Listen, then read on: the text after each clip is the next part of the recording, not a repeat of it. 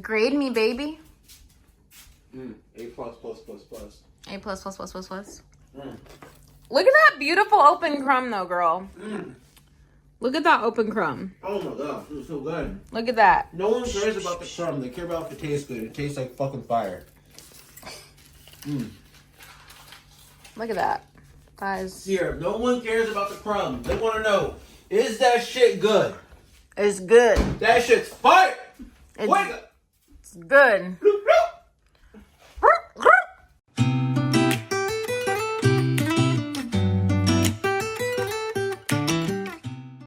Am I glowing? Are my eyes open? They're not open, but that's okay because I think I'm glowing. I can't really see the phone, but all right, here's the deal. So you guys just finished watching how to make a sourdough starter in just 10 days. So you're probably wondering, can I make a loaf of bread with my brand new starter? Yes, you absolutely can. Listen, when I first got into sourdough bread making, everyone always told me, your starter's gotta be at least a month to a month and a half old before you can make bread. Well, I'm here to debunk that myth. You can make a beautiful, delicious loaf of bread with just 10-day-old starter.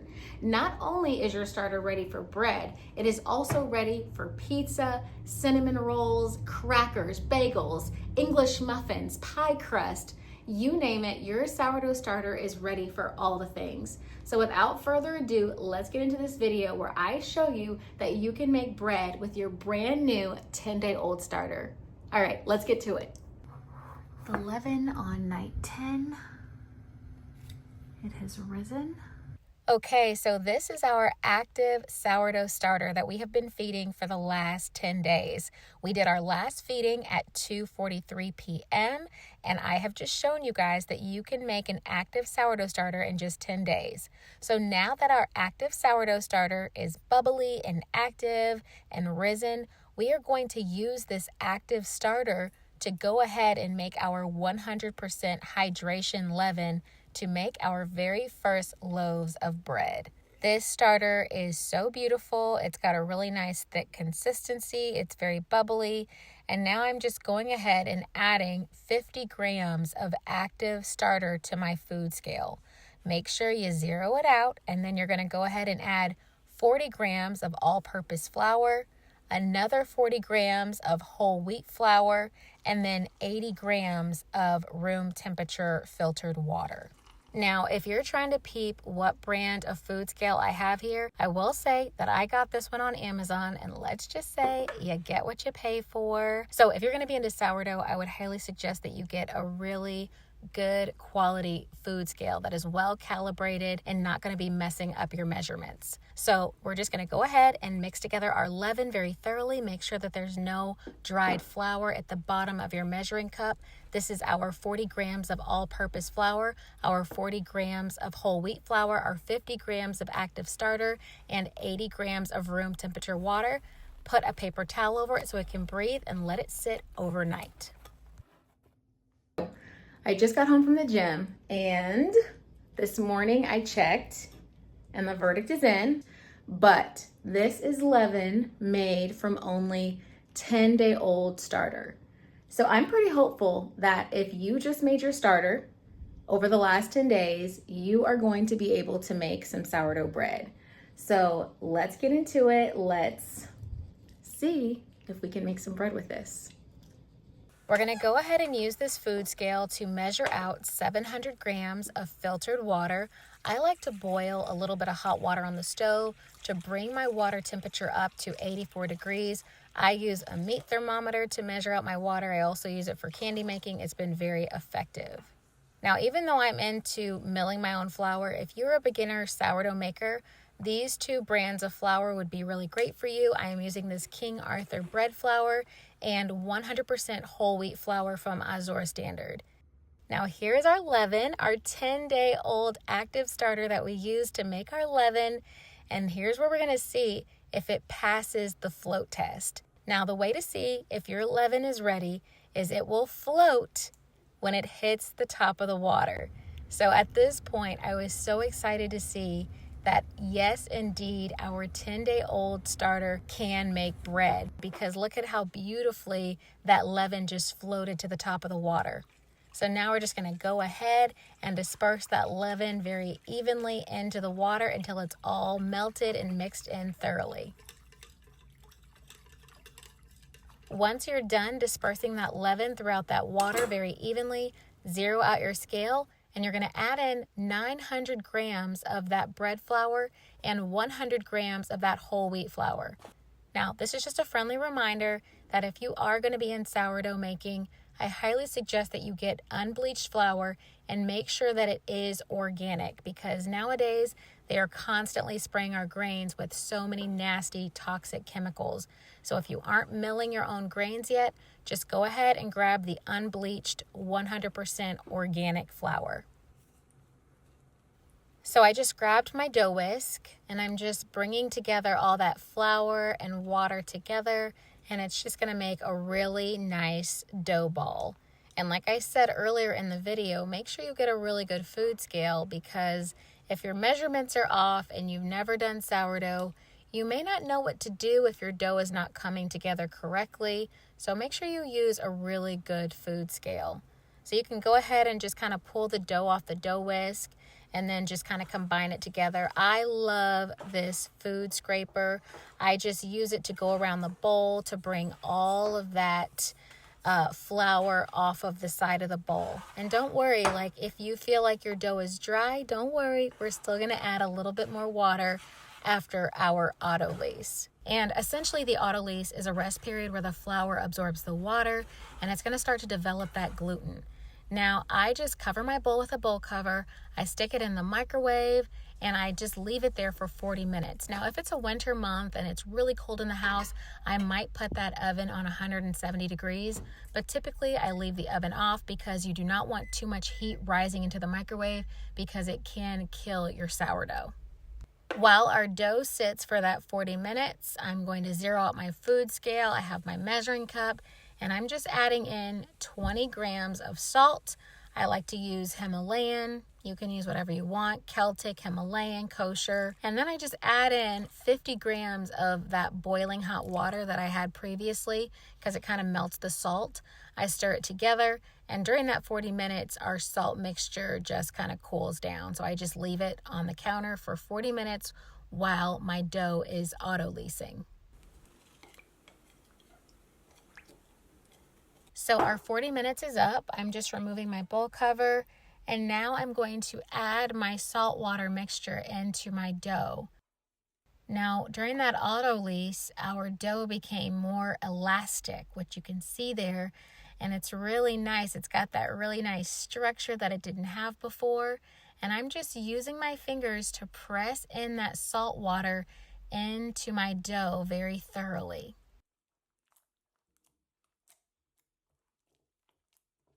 No need to break the dough, just gently press your fingers into the dough to get that salt evenly dispersed throughout. Once we're done with that, we're going to put the bowl cover back on and stick it back into our warm environment into the microwave for another 30 minutes.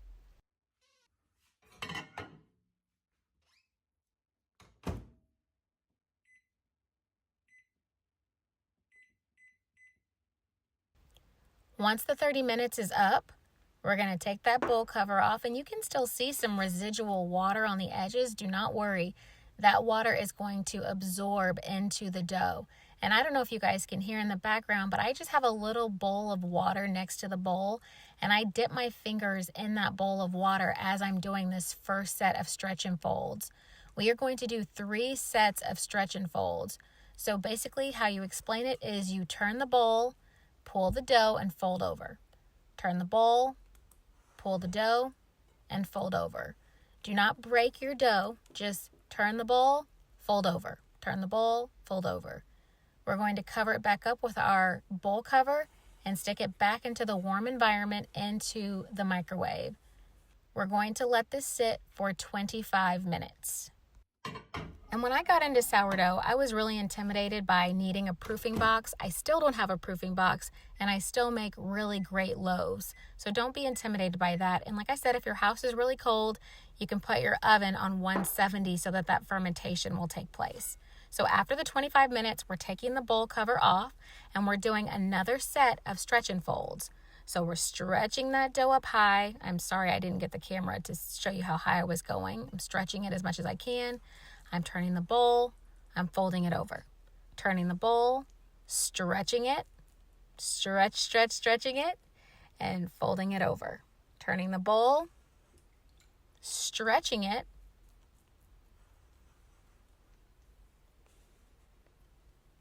and folding over. I zoomed out there so you could see a little better, and you can see my bowl of water there.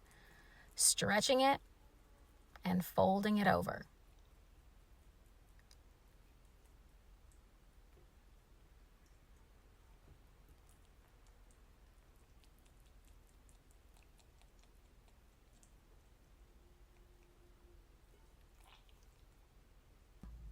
Now I'm just putting my bowl cover back over it. If you don't have a bowl cover, feel free to just use a tea towel or something of that nature that is clean.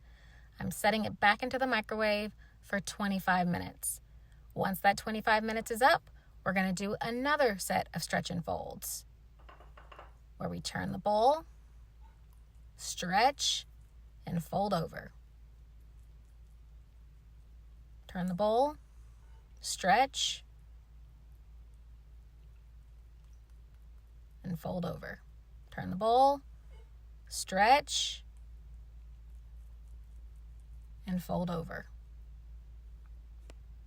It's really hard to be the cameraman, the cook, the editor, all the things.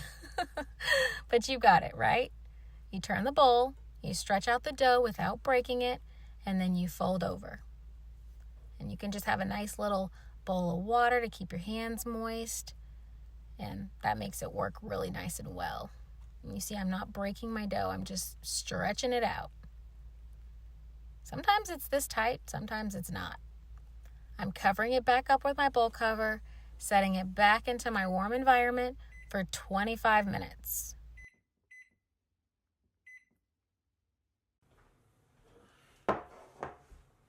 Now we are going to do 2 rounds of coil folds. Now, I did a really bad job videoing this, but basically you're going to pick up the dough and then you're going to fold it onto its side. You're going to pick up the dough again, dip your hands in some water, and fold it onto its side. Then you're going to stick it back into your microwave for another 25 minutes.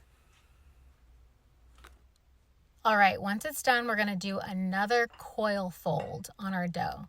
There's the candy. I was telling you guys I do candy making too, which I'm going to have this video for the candy sitting on the side in this video uploaded here pretty soon. And I will put that link in the description box for you guys to see because this candy is amazing. But anyway, back to our bread. We're going to pick the dough up and fold it onto its side. We're going to pick it up again. It's so tight today, and fold it onto its side. And then I'm just going to cover it back up, put my bowl cover, and leave it in my microwave or proofing box for 25 minutes. Once the dough is done sitting, for that last 25 minutes after that coil fold, I am just dusting my counter with rice flour. You do not want to add any regular flour because our flour has already been fermenting. So use rice flour to dust your counter. And this is why we don't use chemicals in our kitchen. We just use like vinegar or baking soda. So you're just going to dump that dough onto the coated counter with the rice flour, and you're going to divide it into 3 equal parts. Feel free to use your food scale if you want to. I'm just eyeballing it. Now I'm doing 3 loaves because I have a smaller Dutch oven. I used to use this recipe and I used to do 2 loaves, but now I do 3 because like I said, I have a small Dutch oven. And don't you ever just feel like you don't want to buy anything else in your kitchen? So work with what you have. So I divided my loaves into 3 equal parts, and I'm just coating my hands with that rice flour to bring that dough towards me to make a nice ball that is full of tension. Now you don't want the tension to be too tight because it will break your dough, And you don't want to be overly adding too much rice flour. The rice flour is just to coat your hand so that the dough doesn't stick. You want to maintain that light and airy flavor from those stretch and folds. So as you can see, I'm just working it to get that nice tight ball. And at first, I kind of just use my hands to kind of tuck it under. And after I tuck it under, I just use my bench scraper to bring it towards me and turn it and turn it and turn it until it's a nice tight ball.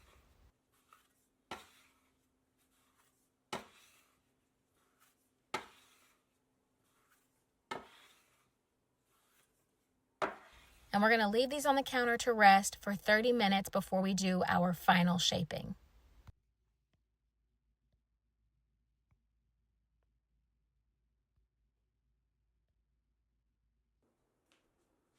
All right, so our dough has been sitting for 30 minutes. You can cover yours with plastic wrap if you like. I don't. I just leave mine uncovered on the counter.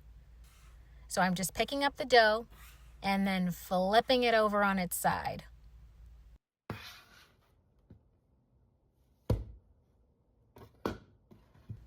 And now I'm going to spread it out into a sort of square rectangle shape for the final shaping. Again, be careful. You do not want to break your dough. You want to just gently spread it out, just kind of stretch it out so that we can shape it.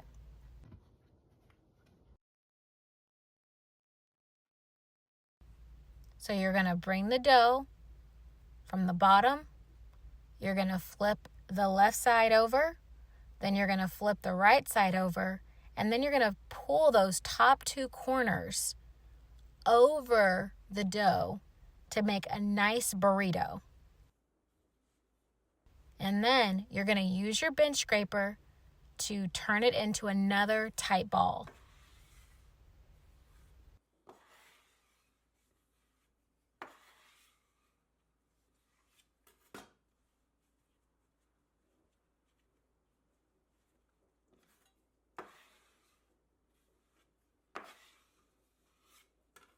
So you're going to lightly dust your Banneton basket with some rice flour. And then you're going to put the bottom side up. And if there's any holes, just gently pinch together the bottom of the bread to close it up. So again, we're flipping over that next one. We're spreading it out into a nice square rectangle shape. Do not add any additional flour.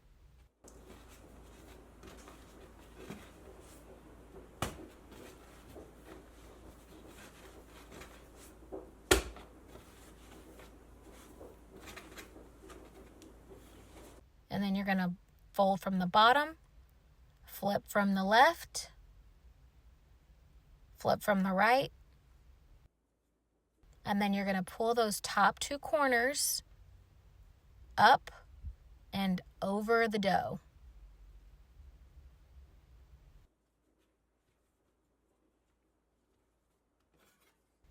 And then I just kind of tuck it in and use my bench scraper to build that tension into my ball.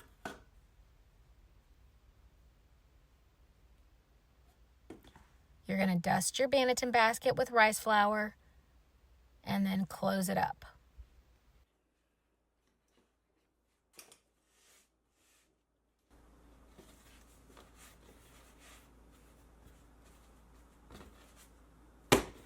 I just wanted to show you guys all three shapings in case, you weren't really understanding so that you could really get it.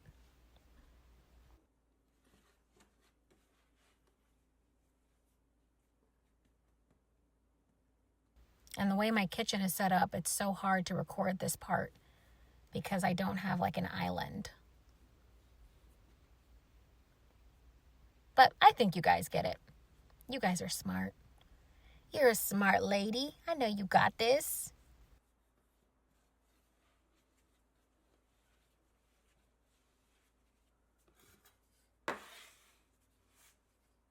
So once we're done with this final shaping, we're going to add this loaf of bread into our final Banneton basket that has been lightly floured with rice flour. And then if there's any holes at the bottom, just gently close them up and pinch it tight.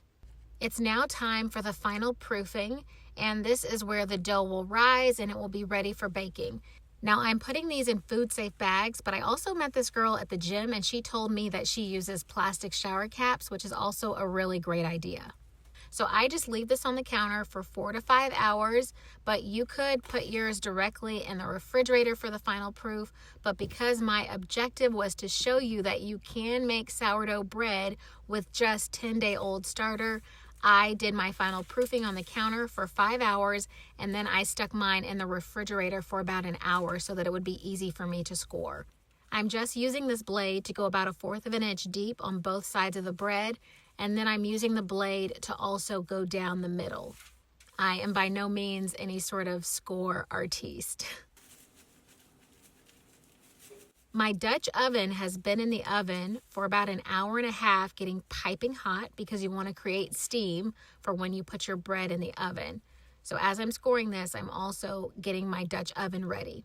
So I just picked up that bread, put it in the piping hot Dutch oven, and now we are going to cook it for 20 minutes on 500 degrees. Once there is about 5 minutes left of that initial 20 minutes, we're going to bump down the oven to 450, and then we're going to take the lid off of the Dutch oven and set the timer for an additional 20 minutes.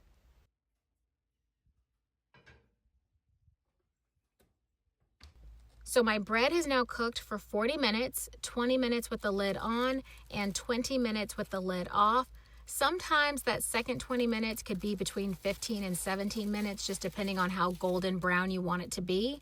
But the bread looks absolutely gorgeous. So now I'm going to take it immediately out of the Dutch oven and set it on a rack to cool down.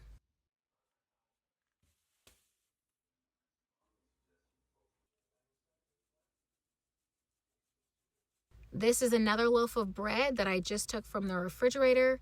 We are scoring this one with about 1/4 of an inch deep. Same thing to the other side, and then a line down the middle.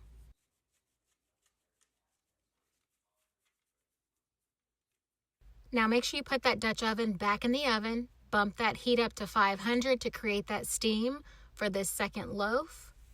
And if you did not want to cook your loaves all tonight, you could just leave them in the refrigerator.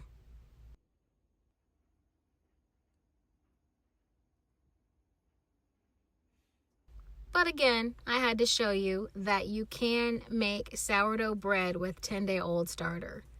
So here are the final 3 loaves of sourdough bread.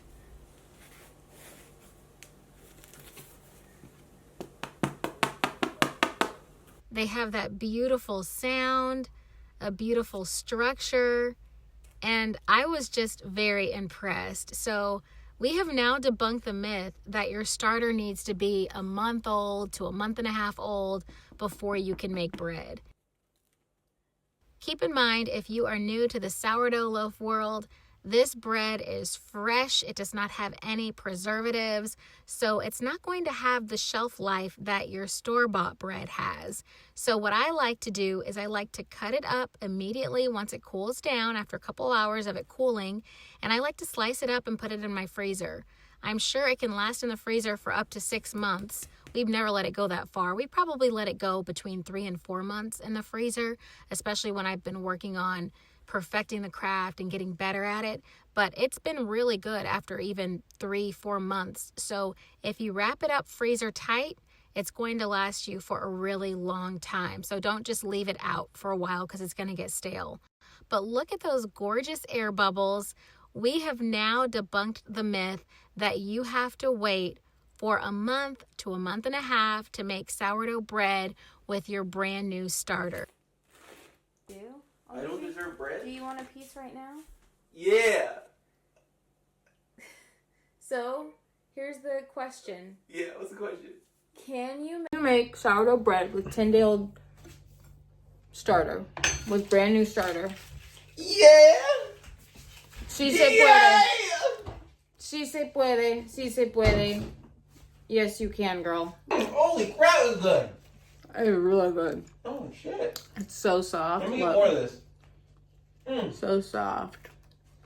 Ah! Crunchy bottom.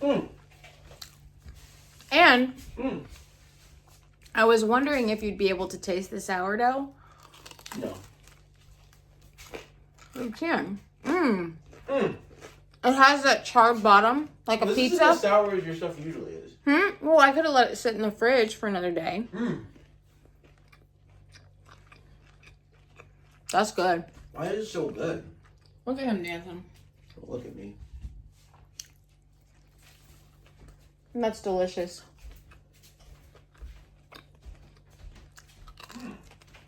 Delicious. Good night. Going to bed.